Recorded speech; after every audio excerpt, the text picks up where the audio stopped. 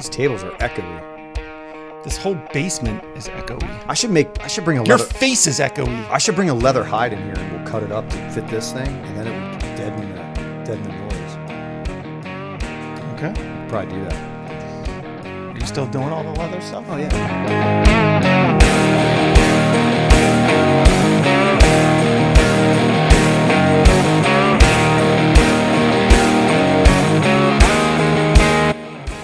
You're still doing the leather stuff. Yeah. Are you busy? Like you're getting a lot of customers? Like sometimes, yeah. Are any 2 cops, 1 call customers coming through? No. Ridiculous. I still put Ridiculous. I still put your I know. It's fine. Like I don't want to be too busy. Instagram account. I still want to enjoy it, so I'm enjoying it. Okay. Yeah. All right. Well, this is 2 Cops, 1 Call, season 2, episode 13. Gary, That's right. welcome to the studio. Dude, I love coming to the studio. Why do you like it so much? I don't know. It's like it's a great environment. Is it lethargic for you? Like Lethargic, that would make me tired. yeah, no, not You and lethargic. your words, dude. You're so terrible with words. Cathartic. That's what I'm looking for. I don't even know what that means. Cathartic. From like Carthage. Is that where the root word is? Carthage, that place? I don't know. I think there It's were some serious warriors in Carthage. Warriors. I have no idea what you're talking about. I really don't. Aren't they the guys that were in 300? Remember that movie 300? Yeah. Where they, I don't this know. is Sparta. Yeah. And he kicks him. Yeah, he kicks him into the pit. Yeah. It's a real alpha move. Dude. Right at the edge of the pit. Alpha. Dude, speaking of you sent me that video of the bobcat. So that video, It's old. I guess it's old. I do kind of remember seeing it a while ago, but for whatever reason, it popped up on one of my feeds. Dude, when the bobcat's chasing the wife around the car or whatever, or comes flying in from it, right? So you see her come out of the garage Yeah. and just stop. And then all of a sudden start screaming because this bobcat's on her. Yeah. Good morning.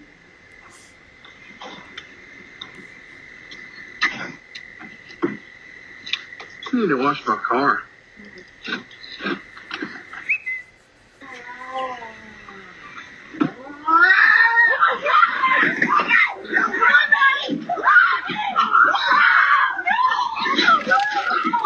Oh my God, the bobcat! Oh my God! Get up! Get up! Get up! Get the beat! Get up! Quick beat! Watch out! It's on her. Yeah. Attack mode, dude. Oh, and this dude, like, can you imagine being the guy that goes to work and like, you know, I don't want to brag or anything, but I just fought a bobcat. It sounds like most cop stories. I mean, in reality, it's like, yeah. It's like, I'm sure someone there, you know, like me. Yeah, You know, yeah, it's yeah. like the I always one-up. have to one-up, the one-upper. Yeah. But if you fought a bobcat, Dude, that's alpha male, dude. I love it. you'd win. You'd win that argument all the time. Yeah. Most of the time. Yeah, Like, dude's like, oh, I chased this drug dealer, and, you know, we went this way, that way. I got 3 guns on him. Be like, dude, I fought a bobcat. It's like, dude, he takes this thing, he grabs it, and he just, like, he's holding it. It's hard to see on the video, but he's like holding like this, and then he just chucks it. Yeah. And he throws it pretty far. And then it goes like running back towards his wife, and he's like, I'll kill it. Yeah. And he goes after it again. That's so good, dude. I love it. I saw the video popped up on my feed again, and again, The algorithm, almost dude, like- they know exactly what you want to see. right. They knew I wanted to see a dude fighting a bobcat. So as soon as I saw it, I was like, is this real? Yeah. So, you know, now everything I see, as soon as I'm like locked in on it, I'm like, wow, that's so cool. And I'm like, is this real? Right. So I did a quick research on Google to see if this actually happened, if this guy actually fought a bobcat. 100% real. Yeah. It's a true story. Like, Super cool. it's pretty wild. I loved it. I loved Pretty every soon part of we're it. going to see videos of people fighting robots. That's coming. Yeah. And there's more and more videos of these robots, like some of them like going crazy. Going rogue, yeah. Have you seen like they're like on machines and then they're just like flapping around and going crazy, and like scientists who are generally not alpha males are like trying to push the off button. Like they're like standing Reboot. I don't know. It's pretty crazy, but Anyways, on this episode, we want to revisit the Breonna Taylor case because of a recent sentence against one of the officers involved in that, Officer Brett Hankison. Insane. So we want to talk about that again. And then I found this video out of Ohio where an officer stops a vehicle, and there is several different animals in this vehicle, but one of the animals is a raccoon who seems to be into the meth. Dude, that's a funny video too. So we'll talk about that then. But so hey, I wanted to give a quick shout out to the Counterculture Inc. guys, specifically the Kevins on Guys on the Ground podcast. Recently was on that podcast. It was a live podcast. I'll throw a link to it in the show, the episode notes for this episode. But I was on that podcast and we were talking about the officer Marquette case, Marquette case, and everything involved with that. I know you watched the episode. Yeah. It was a debate. I liked it because you had a 10-year officer, you had a fairly new officer, 3 years, 3 to 5 years? Yeah, I think newer. Yeah, newer. Vet, stud. Yeah, Marine guy. And then you had the old gruff, like veteran cop. I thought it was good. Like the way that you guys chatted about it, and like, listen, that's what we should be able to do: debate, right? Not protest and throw things through walls and block streets for weeks. You literally have a conversation about it, and then everybody goes home friends. Right? It's not that big of a it shouldn't be that big of a deal. Yeah, but I thought it was a really good conversation. I hope I did right by Officer Marquette. I think the biggest thing that I was trying to get across to those guys during the conversation and at points debate was there's a lot about the case we don't know. Sure. I think there's a lot about this case that we just don't yet know. And it's so easy to watch a video and be like, well, they did it wrong. Tactics, this bleh, bleh, bleh. Cops were famous for that because we're like, oh, I would have done this and then I would have done that and then this would have happened and blah blah blah, and maybe, or maybe you would have done the exact same thing, And I think in this case, the bottom line in Officer Marquette's case is, the moment when force is used isn't murder, and it's not. It's not murder. It's not. And I was trying to think of like other scenarios, like because some of their points were the cops made the scenario, like the cops like generated the situation. Cops generate situations all the time. That's how you often make arrests. You hide in a foot alley, right? Watch a drug deal, and then you jump in on it. Well, that's just good policing, right? Like so, and that's not like apples to apples, but that's just like an example that. Yeah. Sometimes cops set up scenarios, prostitution details. You're hiding in a house. Yeah. You bring in a John and then you jump on him. Right. Like that's old school policing. But like, I still think that's an effective means of an arrest. It sometimes is safe. This one just turned south based on the suspect's actions. Yeah. So I get it. The cops did set up the scenario in that they're going to kind of be covert and hide. Probably wise. Better to call out. Yeah. I get it. Yeah. Better not to introduce the tow truck driver.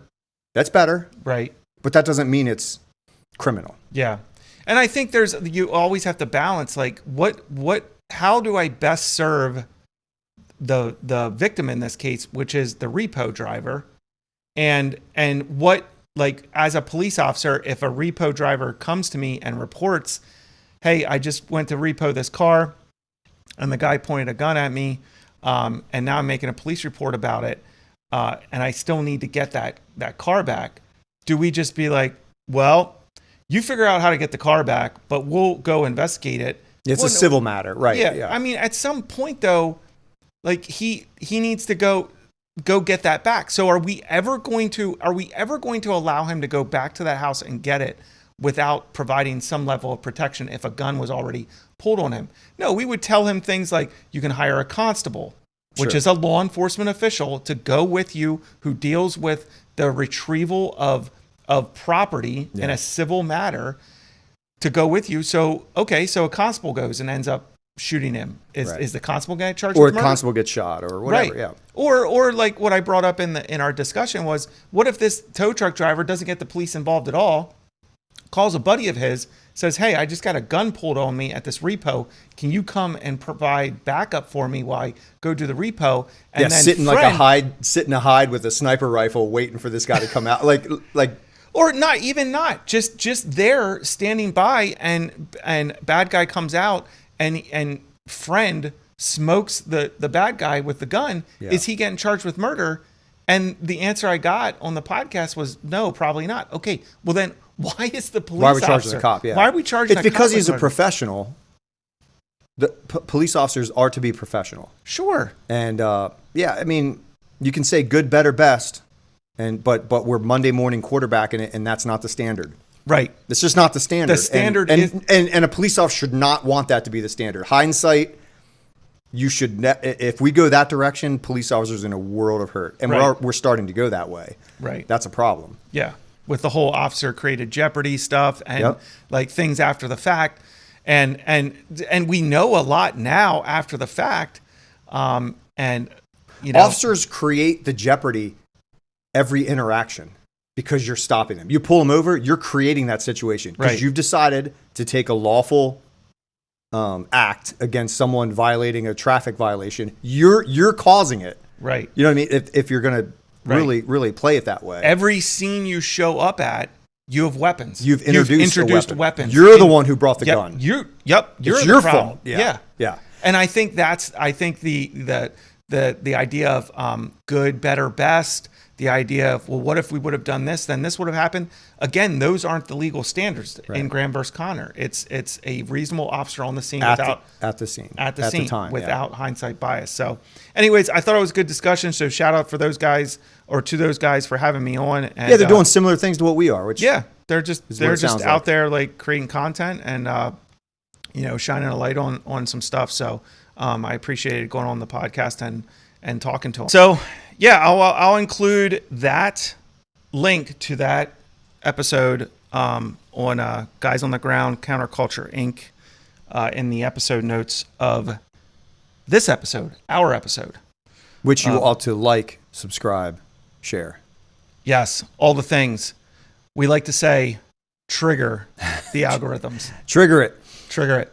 So, hey, speaking of, I've always doing the YouTube Shorts things. Yeah, like I'm crushing it. I wouldn't say I'm crushing it, but there's some cool sites out there that help you create them and everything. So the one that got, since our last episode, that got a lot of views and the most interaction was the one about the tinted police windows in the back of police cars. That was the boringest conversation we've had in a really long time. What's so interesting is like people like responded trying to solve the problem for me. So I had some people be like, just roll the windows down. I'm like, okay, I get it. I can roll the windows down. But my response to him was some people, some suspects, some prisoners, some arrestees are not capable of responsibly handling the windows down. A window down, screaming, cursing, spitting, just working everybody up at the scene. Sometimes you can't have that window down. It's not the best option. Others were like, just turn on the dome light. I'm like, okay, there's no light in the back seat. It's only in the front. And the new cruisers, the lights in these new cruisers are not like the big giant dome lights we had in the old cars that really lit up the entire interior of the car. The lights we have now in the new cruisers, we don't have big dome lights like that anymore. That's not a thing. And people were like, well, just get your agency to put LED lights in the back. I'm like, okay, well, you obviously don't work for the government. Who does like to spend money on anything? No change at all. Yeah, exactly. Like, and we already have so much stuff plugged into these cars. But dude, I love it. They're interacting. That's what I know. That's what we've been asking. I just thought it was so funny because I had all these like dudes trying to solve the problem for me. And I'm like, I didn't really bring this up because I think the problem can be solved unless Ford removes the tint off the back windows. So I don't know. And then the other thing I was saying, like, people were like, you could just put the window down. And I was like, but you still got to go into the car blind to do that. first of all, you got to be on the driver's side. You can't do it from the passenger side. Yep. So you still got to go into the car blind to do it. So I was like you said, I was like, this is great. Like all these people, like problem solvers, dude. Yeah. Sending me messages like, you're a moron. Like, here's some ideas for you. And that's how you should start every comment. In reality, that's how you are an idiot. You're a moron. You're a moron. You're an idiot. I don't even know how you're a cop. And then do this. Like, that's exactly what we're looking for. Because that actually makes us feel very comfortable. Oh yeah. Like that's how we're generally talking. We're built that way. Yeah. We're built different. Yeah. That's if you're super kind, we're suspicious. If you lead it off with like a diss, we're like, all right, you're cool. Yeah. I trust you now. Very nice people make me uncomfortable sometimes. Why is that? Just for that reason. Yeah. Right. We're like, you're being too helpful, too nice. What are you trying to cover up? And also, what are you trying to get from me? I would say not nice. Not when I'm out of uniform. When I'm in uniform and someone's like super cordial with me, I'm just kind of like more on guard. Yeah. Maybe not so much now, where I work now, but I mean I remember when I worked in the city and they put me in the downtown investment district for a little bit. Dude, that was a mistake. Oh man, was that ever a mistake? Because you had like roaming bands of mutant misfits. Yeah. And so like I was interacting with them, but the business owners. Yeah. And you're interacting with like a criminal element that you're used to interacting with in like a high crime, high drug area. Yeah. But now they're in the downtown area and there's a lot of nice people around. And I was like, I got to get out of here. I'm going to get in trouble. I can figure out who's good, who's bad. And, people are walking by. They have no idea what's going on. They're Hi, like, officer. Oh, you're being very aggressive with these people. Yeah, they're criminals. Yeah. But anyways. That's too funny. Yeah, so that was the one that we got funny, a lot of interaction on. I thought that was boring. I was like, why are we talking about that? I could care. There's not anything that I care less about than tint in a cruiser. That's because you're basically not doing the job anymore. That is true. That is true. You would care if you were still out there pushing a car. You would care. I'd probably care. You probably would. Dude, care. all that stuff in the car, dude, I would be so stressed. So many buttons. And there's all kinds of everything's stuff going beeping on. probably. Yeah. Stuff's beeping, computers, beeping at you. Like, it's crazy. It's like information overload. Yeah. And then the new law in Pennsylvania is you can't even touch your phone when you're in your car now.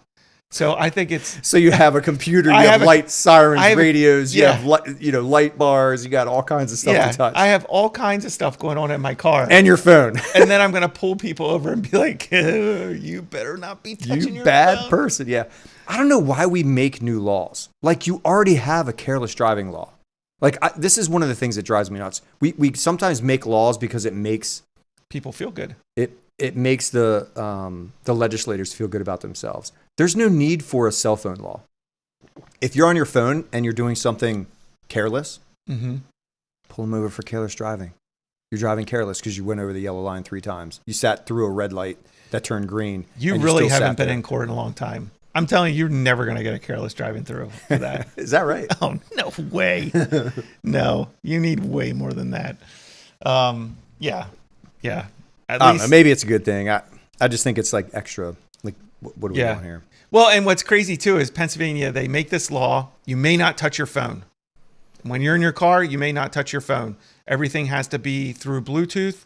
You can touch a screen on your dashboard to answer your phone, but you may not touch your phone. Okay. It's a dumb law, but go ahead. Keep going. So it's not, I understand the spirit behind the law. The spirit is these like Apple Plays and these like Android Plays, like you can do 1,000 things on that screen. It's literally like you're playing a game, dude. You swipe and push and I'm play sure at some point, well, no, they won't because there's money involved. There's money, dude. Yeah. Car dealers. No way, dude. There's no way. There's no way they're going to do away with it. But yeah, so Pennsylvania makes this law, can't touch your phone. And it used to be you just can't text. You can't be typing or texting.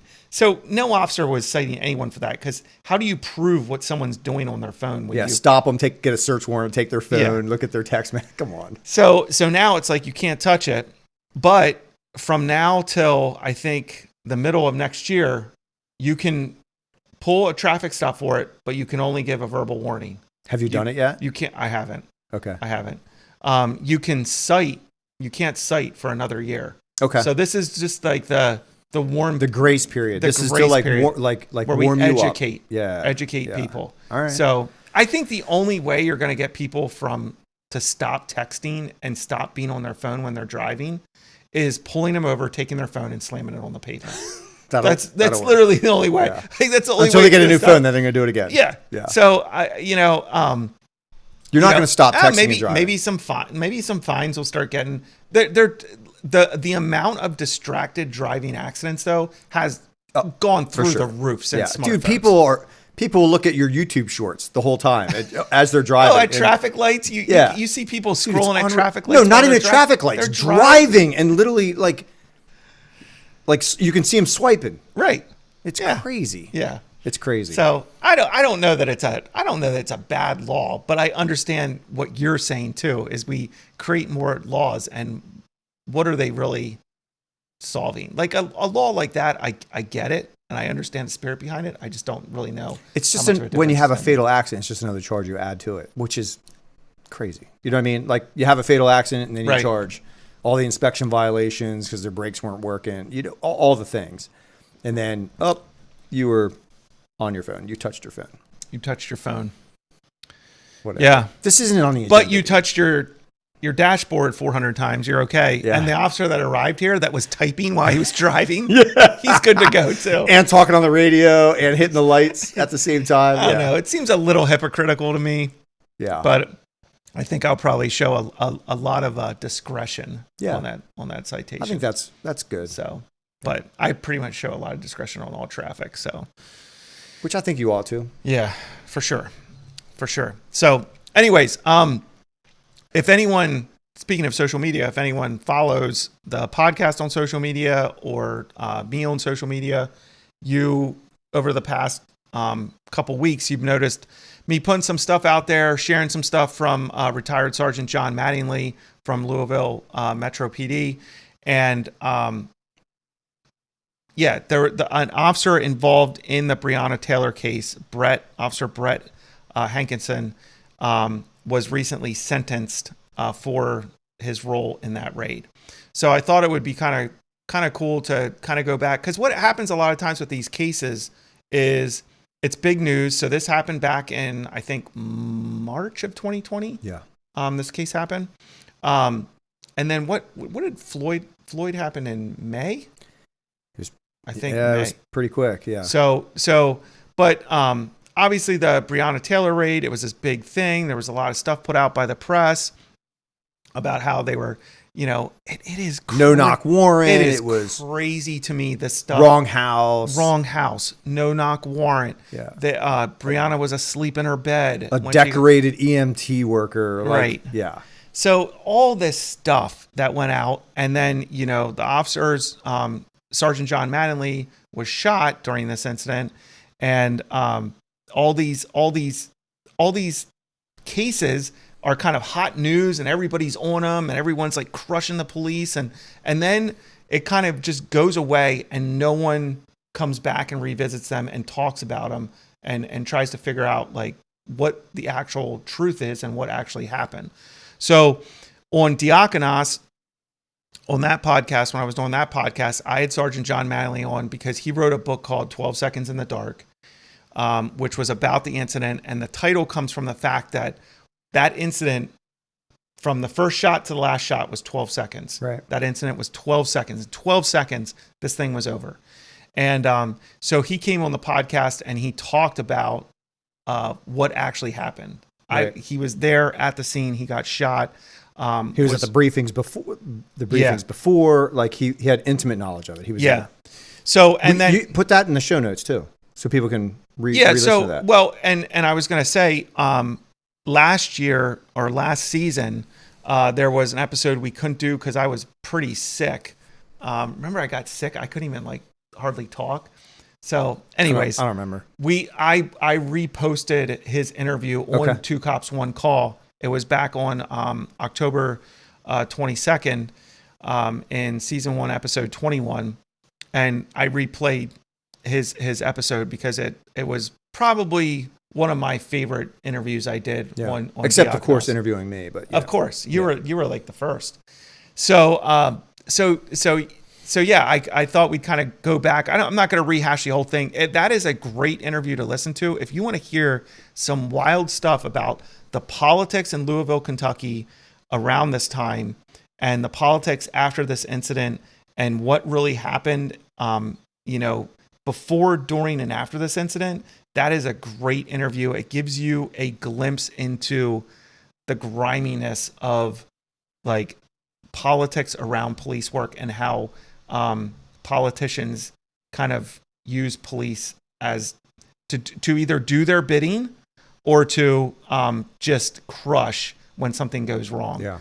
And so ultimately, Breonna Taylor's with this other dude who's involved. Off the top of my head here, Jamarcus Glover, I think, was the main suspect, and then this other dude that was involved in the case here. Let me see if I can find his name. Do you remember his name offhand? The suspect in the case. Jamarcus Glover was the main one, and then Breonna Taylor was tied to Jamarcus Glover. She was tied to him in regards to money, drugs, that sort of thing. And then the dude that was with Breonna at this apartment that they did one of the search warrants on was this other guy, Kenneth Walker. And Kenneth Walker's the one that ended up shooting. And they hit multiple places at once, right? Yeah. Yeah. So this was it was like 4 or 5 places they were hitting with search warrants simultaneously for this the goal investigation. Was simultaneous, yeah. Right. For this investigation. Sergeant John Manley, I believe this other officer, Brett Hankison, they weren't involved in the investigation. They were just extra bodies to help serve warrants. Right. And which is normal. Yeah. So they're serving this warrant in good faith. And they go to the house. They go to the right house. That was one of the rumors. They went to the right apartment. Initially some of the places I think were no knock warrants, but this one they knocked. Mm-hmm. There was a knock and announce, and it was actually longer than what they would normally do because they were like, "Hey, listen, this is just a female tied to him. We don't think she's a danger.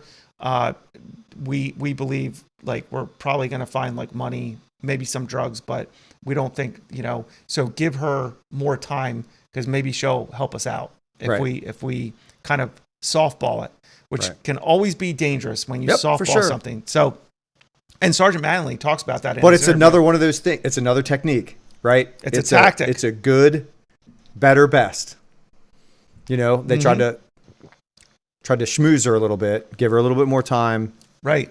And I get it. Like, that's my style. Yeah. That's my style most of the time. Right. And that can come back and bite you in the rear end, but nobody, which it did here. Yeah. So, and I thought that was an interesting point in the interview with John Manley. He said, if we would have done the warrant like we do every other warrant, this may not have happened. Right. Because what happened is element of surprise. Correct. Startle. It's like the whole, I'm not quite awake yet. Right. And by then there's 4 officers in there dealing with you. Right. So they take longer to get through the door. Once they hit the door, because no one answers the door, Mattingly says when the door pops open, he sees 2 figures in the hallway. So again, if maybe they would have done it quicker and more the way they would have normally done it, they wouldn't have had time to move out into the hallway like that. But one of them is this Walker suspect, and the other one is Breonna Taylor. So they're not in bed; they're in the hallway, and boom, Walker has a gun, shoots Sergeant Mattingly. He takes a shot in the leg, and then all chaos breaks loose. Yeah. Another officer opens up into the hallway. Sergeant Mattingly fired it down into the hallway. At some point in that exchange of gunfire, Breonna Taylor is killed because she's standing beside Walker when Walker fires at the police. Also, during the middle of this, and Sergeant Mattingly describes this, that as this happens, he he ducks down. He has rounds fired from other guys over top of him. He ducks out of it and gets out of harm's way and kind of back down into the parking lot area. But Officer Hankison doesn't realize this, just hears gunfire, and it's so fast that he believes it's automatic rifle fire, and he believes that Mattingly and the other officers are just getting killed at the doorway. Getting mowed down. Just getting mowed down. So Hankison moves off and fires through a window into the apartment that's covered with a blind, and I think there was like a door or two that I think he fired into the apartment, because he's like, he was just trying to lay down some fire to try to help these guys get a break to get out of that. So 12 seconds. Right. All right. He makes a decision. Officer Hankison makes a decision to put rounds through a window into this apartment where they're receiving fire from, to try to get the other officers that are with him to be able to move to safety. And for that, he's charged. And just so everybody's aware, he doesn't hit anybody. He doesn't hit Breonna Taylor. He doesn't hit whatever this goofball's name is. Walker. He just hits the house and walls. Yeah. And I think some of his rounds go through a wall into another apartment. That's a big thing the feds wanted to talk about. Okay. Again, like, that's going to happen. If you're receiving fire from a suspect, you're going to respond to that threat. And unfortunately, yes, you're responsible for your rounds, but you're also in a highly stressful, highly dynamic situation where you're just trying to survive. Yeah. Like, you're just trying to survive. As someone who's been involved in something similar, like, and I had a round. Yeah. One of my rounds went into a different apartment. And you weren't charged. And I was not charged. I don't even think there was a thought of charging. There wasn't. Yeah. It wasn't even and again, that was way before 2020. Yeah. When it was at like 2007 or whatever. There was not even a thought of charging me with wanton disregard of the safety of other people or whatever Officer Hankison got charged with. Wanton endangerment. And by the feds, right? So originally, Officer Hankison was charged by the state with wanton endangerment. Okay, that was the state case against him. He was found not guilty. Okay. This is all important. Yeah. So, he was acquitted in that case. So then the feds were like, well, we're not done with this guy. We need to destroy this guy. Yeah, because we need a pound of flesh here. Because Breonna Taylor was in her bed and she was executed in her bed. And she was a decorated EMT. Right. And they were at the wrong house and, all this stuff. I guess we shouldn't. I don't know if the DOJ really believed that, but that's what they went after, and they charged Hankison with civil rights violation, which a civil rights violation federally is in a case like this is life in prison. Yeah. So think about this. This guy's involved in a shooting. He believes that his fellow officers are being mowed down and killed. He puts directed fire into the apartment from where the suspect is firing. He doesn't hit anybody. He doesn't see the suspect or anybody else. Yeah. So he doesn't know who they are, what they look like, what race they are. He knows nothing. He can assume based on the briefing what they look like or who they are, but he doesn't actually know. Right. And in law enforcement, we're not encouraged to provide covering fire. Right. It's not a thing. It's not a thing. But in certain situations, there have been certain situations throughout the history of policing where it has happened. And it's actually a good tactic. It can be a very effective and good tactic. Yeah. And the feds charge him with a civil rights violation. They pick up the charge. A federal jury, and they tried the case. A federal jury in 2023 deadlocked. So it was he wasn't acquitted, but they deadlocked and they couldn't reach a verdict. A hung jury. Yeah. So then the feds are like, we're still not done. We need our pound of flesh. We're going to retry him again. So they retried him again and got a guilty verdict. Found the jury that they wanted. Right. Guilty in 2024. So November of 2024, the second time the feds try it, the jury finds Hankison guilty. And just recently, within the past couple of weeks, they had the sentencing for Hankison. Now, this is where it gets interesting. The new president and the new leadership in the DOJ came out and said Hankison should get nothing more than time served and 3 years probation. We believe that is what we're requesting the judge does. The federal judge kind of squashed that quickly and said, no, that's not the case. We're not doing that. Right. Basically said it was inappropriate. It was not good. Right. That they would even suggest that to him. Yeah. To them. Yeah. I don't know. Is it a he or she? I think the judge was a female. So she ended up giving him, what was it? 33 months. Like that. Yeah. Around 3 years, in prison. He's currently not incarcerated. They'll work out the date to turn. Yeah, they're working out the himself date in. when he's going to turn himself in and everything like that. But yeah, so that's kind of like I put out there a petition. Sergeant Mattingly had been doing a press on social media for a petition to free Hankison and not have him do any jail time to get pardoned, that sort of thing. And I guess that could still happen. If President Trump feels like it's necessary to do that, I guess he could do that. Sure. But yeah, Officer Hankison now is looking at 3 years in prison.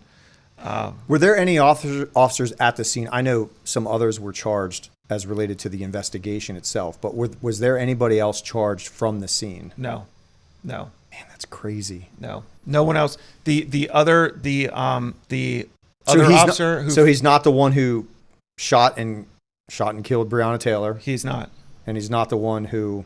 And I don't know. I don't know if anyone has come out and said whose rounds shot Breonna Taylor. Because what happened is Walker fired rounds down the hallway. Sergeant Mattingly returned fire, and I think one other officer returned fire over top of him when Mattingly went down. As they're firing shots, Walker bails out into a bedroom, and Breonna follows him. And they think as she followed him is when she took rounds. But I don't think they ever came out and said whose rounds killed Breonna. And excuse me. I mean, thankfully that didn't happen. Yeah. But like you said, no one else there got charged. I mean, they're not going to charge Mattingly. He took a round. Right. And they're not going to, I don't know why they decided not to charge the other guy. I think they were just looking for any little chink in the armor. Yeah. Oh, here we have a guy who just put rounds into the apartment and didn't establish a target when he did it. So let's charge him with this wanton endangerment, state level, found not guilty. But then the feds picked it up because there was so much political pressure there. So, and what's crazy about the feds picking it up, and Sergeant Mattingly talked about this in his interview, is Ben Crump. Your boy. That guy, man. It's your boy. I got to watch my attitude with that guy. Ben Crump was in town and knew about this, the feds bringing these charges of civil rights violations before the chief of police for Louisville. Yeah. Which just proves something's grimy there. Yeah. Like you're doing something to set any. Why would you let Ben Crump know? How could Ben Crump know before? Yeah, because you're stoking the fire. That was the popular thing to do. It makes you popular with other people, right, who are loud and obnoxious and about Ben all the Crump, things going on. That guy is making millions of dollars. I just saw another case right before we got on here that maybe we'll look at later in another episode. I don't know. I didn't get to look at it. And he's all over this other case. He's just there like talking about how the cops are racist and they stopped this guy because he was black, and like zero responsibility for the suspect who refuses to get out of the car, and I guess officers ended up breaking his window, punching him in the face, and dragging him out the window or whatever. And it happens. Now it's it happens. It does happen. Yeah. So. Oh man. So, anyways, yeah, I just wanted to bring that. I hope he gets pardoned. Yeah, I thought it was super interesting too. In one of the articles I read, Officer Hankison made a statement during this sentencing, and he said, "If I knew everything I knew today, I never would have fired my gun." And I thought that was a super interesting statement, and goes to the point of that idea that in the moment, like it's the moment. You can't take it back. Yeah. You're basing what you're doing on what is being presented to you. And knowing what he knows now, he wishes he would have never done it. Of course he does. Right. As any human being would. Because now he knows, well, by that time, it was basically over. Now he knows that Sergeant Mattingly was out of harm's way. Yeah. Now he knows the other officer wasn't being shot, wasn't taking rounds. I mean, was having rounds put towards him, but he knows all these things. But in the moment, he's acting, they're serving a warrant in good faith. And I will say there are some indictments on the detectives who prepared these warrants. And it doesn't look good. Sure. It looks like there was maybe some wordplay going on in some of these warrants.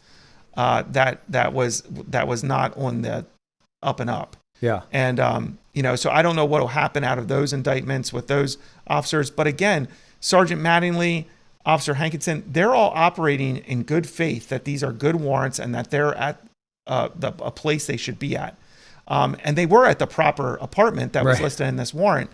But now you have an officer, and that Sergeant Mattingly is trying to say, like, hey, listen, he did what he thought was best to try to save my life and the life of other officers there.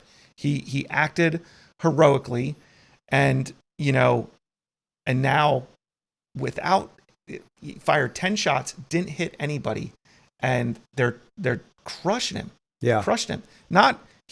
This guy has gone through 3 trials now. Yeah, to finally land, and that in and of itself should tell you that it's not a good case.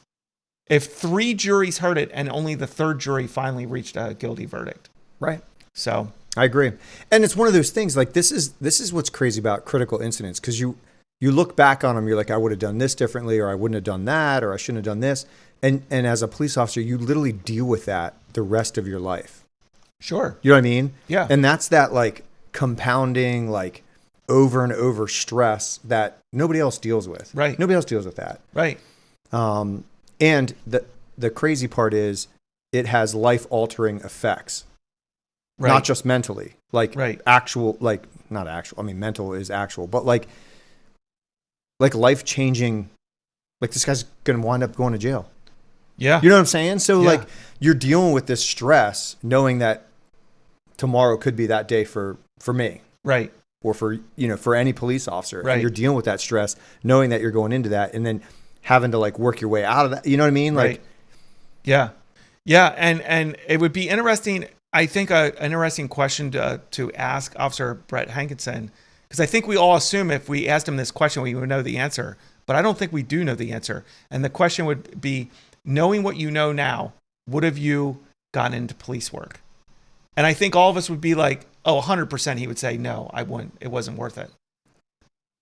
But the type of people that are in the profession might say it was worth it. And I don't know. It depends on what kind of headspace he's in too. Yeah. Like if he's just like my 3 years, I'm going to miss Right. my family for 3 years because I got to go to federal prison. Right. But you have these kind of cases happening where officers are being charged, and there's still officers, or there's still people choosing to get into the profession. Yeah. It's harder. It's harder now to find good people to get in the profession, but you still have people that are getting into the profession, are willing to do the profession. Thank God. Like I am super thankful that I am where I'm at in my career. Yeah. Because you can walk away. Yeah. I mean, you could. I could. Yeah. And And when I started, the political environment was completely different than it is now. Right. And I can't imagine, like when I see like these really young guys getting in, like, you know, in their 20s and stuff. And they want to go after it. Wow. They want to like, yeah. I'm like, wow. Like, like you know, 25 years ago. Yeah. Yeah. Like I think I'm like, wow, you have something. I don't know if I was your age, I would be where you at. Like, I kind of marvel at it. I'm like, wow, like there's something about you and in you where you're willing to still get into the profession with all this craziness going on and the pressure and the stress of every decision you make, you know, going into these situations. So I don't know. It's wild that people still want to do it. Yeah. Cause it's a call. Yeah, it has to be a call. It's a call. It's like in your makeup to want to do the job. Right. Yeah. Yeah. So, oh man. Yeah. So, dude, I got interviewed the other day. So, all right. So you got interviewed? What? No, I'm trying to like word this out. So our church, Vacation Bible School, I went they were having like a first responder night. Okay. So I went to the first responder night, me and some other officers, and like there was a fire department there and everything. Oh yeah. So it was one of these. Everybody loves the firemen. Oh dude. yeah. The big fire truck. Oh, everybody loves the fire. Oh yeah. And here's the thing, you know. All right. Well, let me come back to that. So, anyways, I'm here at a buddy of mine with another agency. We're at this event and everything. And some of the kids that are at this VBS, they come up to interview us. Okay. Okay. So like we want to interview you, Anthony, and they want to interview this other guy. And so the question was, what do you like most about police work? Ooh, all right. That's a good question. So I lean over into the mic and go, crushing bad guys. Yes, that's the right answer. And then my buddy goes, I like helping people. Oh my goodness. Did you make fun of him on stage? No, because that's a good answer too. And Lauren was pointing out to me, she's like, he helps people by crushing bad guys. That's right. He was trying to be the yin and the yang, you know, in the situation, because I was being over like aggressive. But I just thought it was hilarious. But anyways, getting back to the fire department. So Lauren and I were talking about this afterwards, and she was like thinking about the fire department. Firemen can do no wrong. They can go to a fire scene, okay? That the police have already cleared the house of anybody. Sure. Most of the time. Sure. They could go. At least that's been my experience. My experience. You get there before the fire company. You get there before the fire company. You get everybody out, and then they're the heroes. Right. In your polyester uniform and a that's vest. Like melted to you. Yeah. You're running into this thing. You can't breathe. Wearing polyester. You get everybody out. That? Have you run into a building? No. Okay. You were talking like you did. I never have either. Like I've never had to do it. I've seen guys on a roof with like the fire there, and their boots got a little melted. Oh really? Oh yeah. Wow. Yeah. So, anyways, we were just marveling at the fact that a fire department can show up at a scene, literally lose the whole building, the house. Right. People can die, and we love them. Yeah. We don't critique. We don't like. They didn't get there fast enough. They didn't unwind the hoses quick enough. Like, you know, you shouldn't have put the ladder there. You should have put it here. The hose, like, you should have parked your truck up this way. You messed up where you put the hose. Like, the water level wasn't correctly. You didn't turn this knob on and give enough water pressure. Like, there's no critiquing. None. Like, a whole building can burn down. Right.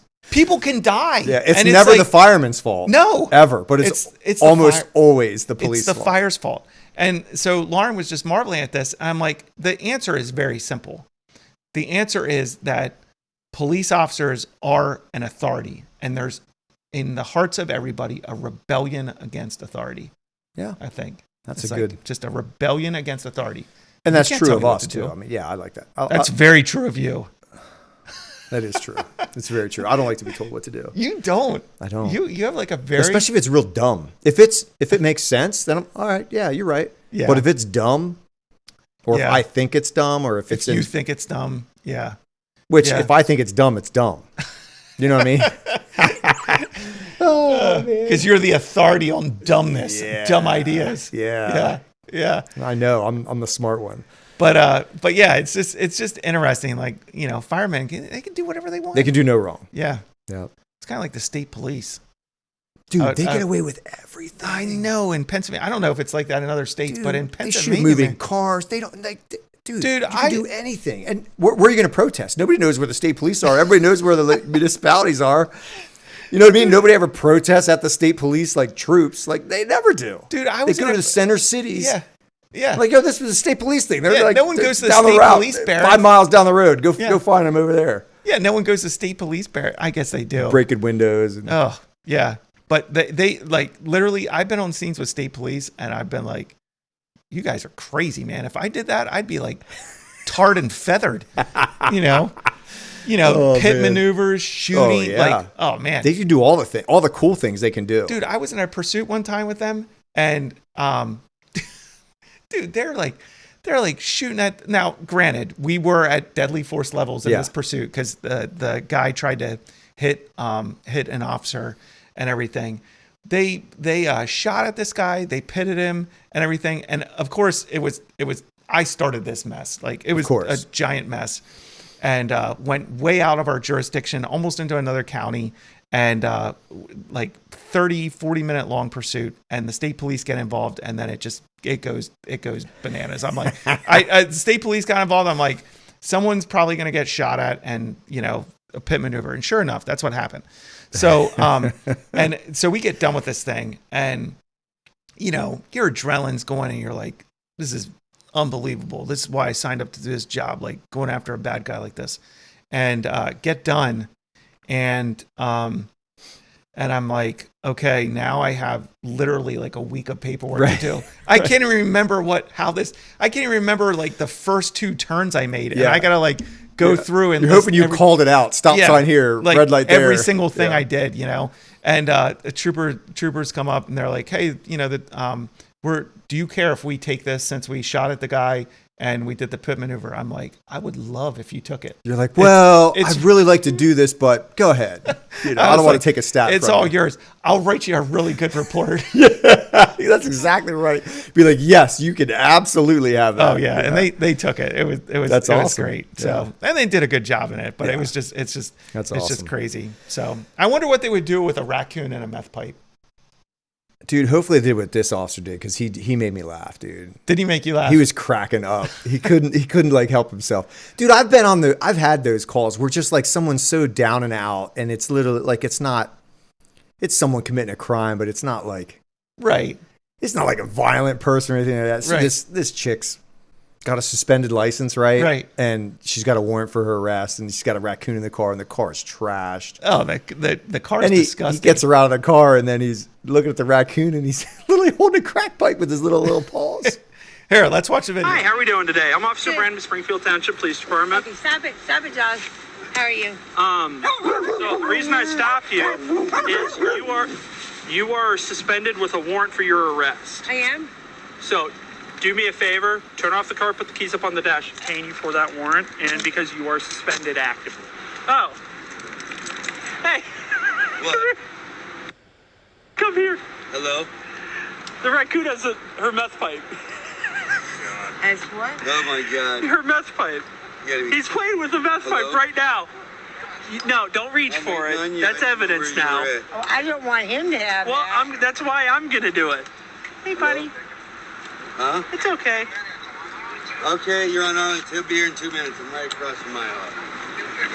Is that what that is? A few minutes? Yeah. Okay. This is what she's smoking meth in. Okay. The raccoon's playing with her meth pipe. All right. Oh, there's no way. He's trying to smoke it. All right. Thanks. There's no way. All right. Enough fun and games. Here. Yeah. Huh? Oh.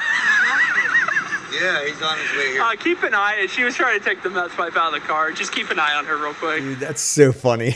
I love every bit about it. The officer's having fun. Right. And like, So the raccoon in this story actually has a name. Did you read the article? Yeah, I did. Chewy the raccoon. Chewy the raccoon. And what's crazy is there's at least 2 dogs in the car too, because you can hear 2 different dogs barking. And she calls one of the dogs Jaws. Okay. I don't know if you picked up on that. The suspect called one of the dogs Jaws. And so you got Chewy the raccoon, you got 2 dogs, one of them named Jaws. And this elderly female who's a meth head. I mean, she's probably, she's a meth head, so it's hard to tell how old she is, but 50s, 60s maybe? Yeah, probably. So anyway, she gets hooked, and this raccoon appears in the vehicle then, as you saw.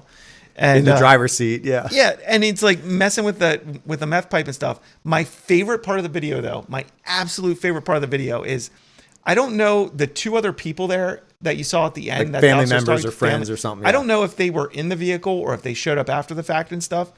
But the female family member or witness or whatever, when the raccoon's playing with it and she reaches in the car and he's like, hey, don't, I don't want you to have that. I don't want you to get that.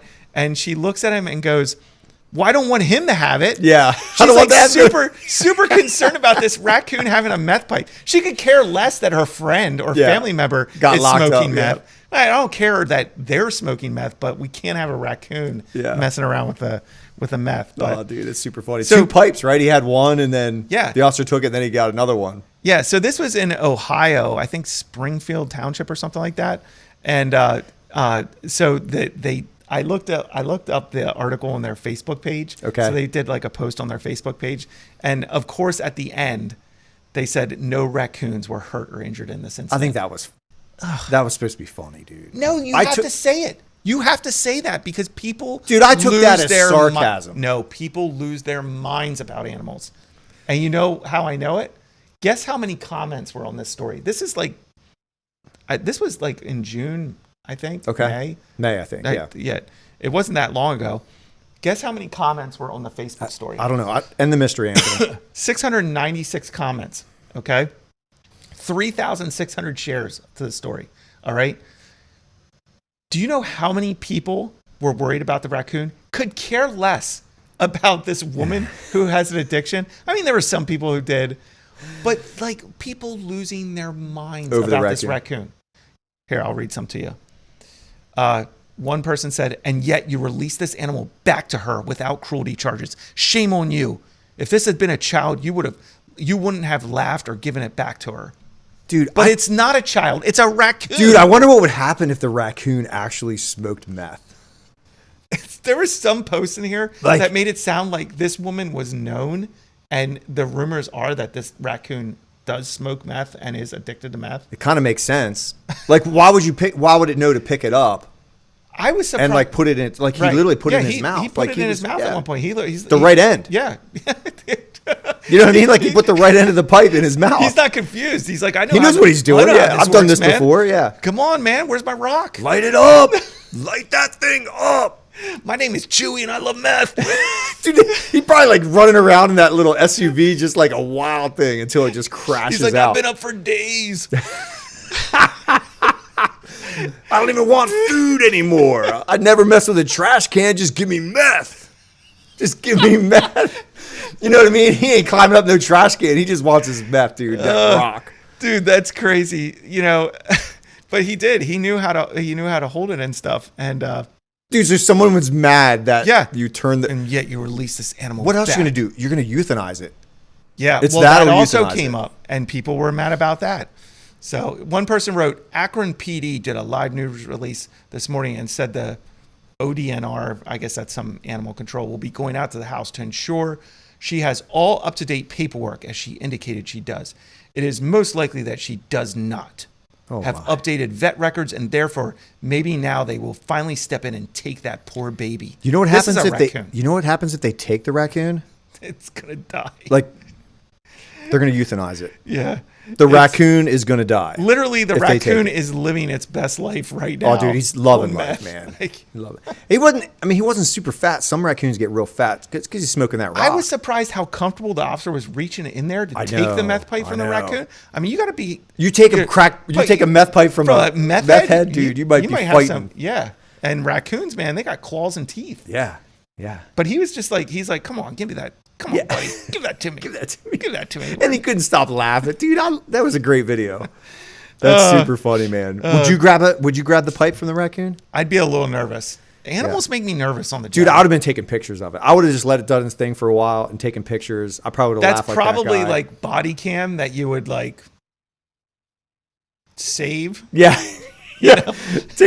Record it off of the thing if you're allowed to do that. If that was within your policy. Oh yeah. It's not within your policy, so you would never do that. Follow the rules. Yeah, follow the rules. But another person wrote, maybe this is exactly what needed to happen for all of the animals living in this home. It's sad because her mother is a wonderful person and the suspect isn't a bad person either. She's just making poor choices that are truly endangering these animals and really limiting their quality of life.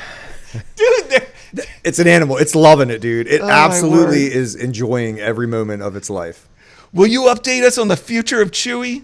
We all want to make sure Chewy is okay. I wish someone would less about people. Yeah, I wish someone would have wrote like, "Hey, I got some rock that I'll donate to this raccoon so he not go through withdrawal or whatever." Get some meth dealer on the Facebook post. Be like, "Hey, I could help him out." Yeah. That's what that raccoon needed. More meth, not to get clean. The whole situation is very sad. The woman apparently has a disorder, and the policeman laughing in the video is most unprofessional. Man, heaven forbid you have a personality as a police laugh. officer. Be a robot. We need more robots. Robots would probably do a better job at policing than police. Heaven forbid you're a human being. That's something that you should laugh at. You should laugh at if you can't laugh at a raccoon smoking a meth pipe, I don't know. Are you even human? You know what I mean? Are you just a sober raccoon? Like, if you can't laugh at that, all his raccoon buddies being like, "Oh man, that's so sad. That guy's. We need to get him some help. We need to get him some help. Get him in rehab. Get that raccoon in rehab, man." Oh man. Yeah, I don't know. People lose their minds over animals. Yeah, that is true. I've seen people like. I remember this one call. Like, it was a dog running loose. Okay, it's a dog. It's an animal. It's doing what it wants to do, running around. It's running. That's exactly what a dog wants to do, run around. I get out there because, 10 people call about the dog running loose because the dog is running beside a very busy highway. Okay. You need to get here and save the dog. And I'm thinking to myself, how do you want me to save the dog? Do you think the dog's going to let me catch it? Yeah, do you want me to go chase the dog? I'm in a uniform, so the dog already doesn't like me. The only thing, there's nothing I can do to stop this dog. Right. All right? Nothing. There's nothing me as a human. Just coming in hot. Boom, run him over. Boom. Problem solved. Throw him in the trunk. So I get out there, dude, busy road. I have cars blocking lanes. I have cars in fields. I have cars in driveways. I have cars across lanes. Trying to stop this dog. Dude, I'm like, a person is going to die here to save this dog. Yeah. But you have someone laid out on the road, they drive right past. Yeah. They'll even move, change lanes just to get away from them. Don't care about them. Don't people, they don't care about people. I was just telling guys about this story years ago where it was the worst beating I ever saw that a person took. Woman, she's found in a park, naked from the waist down, beaten to a pulp. All right. I see a guy that I knew that always walks the area. I probably told this story before, but always walks the area. And I'm like, well, maybe we can try to nail down how long she's been here. So he was coming back. He walked one way, he came back the other way. And I knew he always walked this early in the morning. So I stopped him like, "Hey man, did you see this woman when you went, back westbound or whatever direction he was going?" And he's like, "Oh yeah, I saw her." I'm like, "Well," and I was shocked. I was like, "You didn't do it? You didn't do any? You didn't call anybody?" He's like, "Oh no, I figured someone else would call 911." Dude, Gary, I gotta tell you, to this day, I literally was picturing myself choking the ever-living life out of that guy. Yeah. I was so angry. I was like, how could another human being walk past another human being who's beaten so badly, and this woman barely survived, and she's needed help the rest of her life. She had been raped, beaten to a pulp. Only time in my career where I drove an ambulance. both EMS personnel were working on her in the back of the ambulance. I actually drove an ambulance, like lights and sirens, to the hospital. Yeah. That was kind of cool. But they usually get mad when you drive real fast. Yeah, and I was like, you literally were like, whatever. But an animal, you'll run into a street to save an animal. It makes me crazy, man. Like, it's an animal. I mean, I get it. Like, we shouldn't harm animals or hurt animals or torture animals. Like, unless it's a bobcat that's chasing your wife, dude. Then it's game on. Game man. on. You can go like straight up David on that. If an animal's doing animal things, leave it alone, right? But if it's doing animal things against a human, you gotta. It's go time. That bobcat had rabies. Oh, I read the article that makes sense. that had rabies. That's why it went after him. So they had to like go get shots and stuff. Yeah. And dude, that guy's like, it's like flipping crazy. And it's like screaming, right? Like the bobcat's it's going nuts. And he's holding it, and then he just like shucks it. Yeah. And I was like, man, that dude is cool. Get my 44. I don't know what he does for a living, but that right there, man. I bet he's not. I can't imagine. He ain't a fireman. That's gonna get me in trouble. He ain't no fireman. He ain't no fireman. No, but can you imagine having that on video for the rest of your life and having grandkids and be like, "Come here, little Timmy. Let me show you something." Yeah, sit on my lap. Let me show you. let me show you how video. Let me show you how a real man acts. You know, that's wild. So, all right. Anyways, that's a wrap for this episode. What episode was this? This was 13. 13 of season 2. Trigger the algorithms, people. Come on. Give us. And remember, start your comments up. Comment. Yeah. Start your comments with "You're a moron." You're a moron. You're an idiot. Yeah. And let me fix your problem. Yeah. And share, write to us. Let us know like you don't like that we made fun of raccoons or firemen. I feel like we really firemen do have it. They have an important job. Of course they do. They just can do no wrong. Like no one gets mad, you know, when a whole city block can go down, and it's like, well, you know, they did the best they could.